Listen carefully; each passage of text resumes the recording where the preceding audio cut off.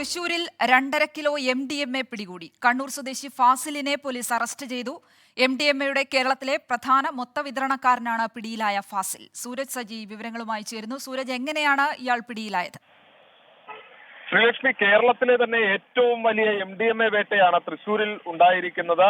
ഈ MDMAയുടെ മൊത്ത വ്യാപാരക്കാരനായിട്ടുള്ള കണ്ണൂർ സ്വദേശി ഫാസിലാണ് ഇപ്പോൾ പോലീസിന്റെ കസ്റ്റഡിയിലായിട്ടുള്ളത്. ഇന്നലെ ഒല്ലൂർ പോലീസിനും അതുപോലെ തന്നെ ജില്ലാ ലഹരി വിരുദ്ധ സ്ക്വാഡിനും ലഭിച്ച രഹസ്യവിവരത്തിന്റെ അടിസ്ഥാനത്തിലായിരുന്നു ഈ ലഹരിവേട്ട നടന്നത്. ഒല്ലൂരിൽ വെച്ച് ഇയാൾ പിടിയിലാവുകയായിരുന്നു. കൊച്ചിയിൽ നിന്ന് തൃശ്ശൂരിലേക്ക് ഈ ലഹരി കൊണ്ടുവരുന്നതിനിടയിലാണ് ഈ പ്രതി പിടിയിലാകുന്നത്. പിന്നീട് ഈ പ്രതിയെ കൂടുതൽ ചോദ്യം ചെയ്തതിൽ നിന്ന് ആലുവയിലെ വീട്ടിലും ലഹരി സൂക്ഷിച്ചിട്ടുണ്ട് എന്നൊരു വിവരം പോലീസിന് ലഭിച്ചു. അങ്ങനെ ഇവിടെ നിന്നുള്ള പോലീസ് സംഘം ആലുവയിലെ വീട്ടിലെത്തി നടത്തിയ പരിശോധനയിലും വൻ ലഹരിയാണ് അവിടെ നിന്ന് ലഭിച്ചത്.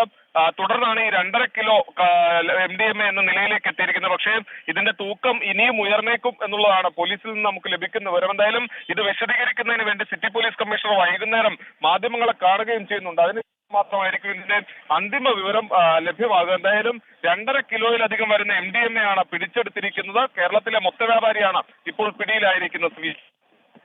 ശരി സൂരജ്.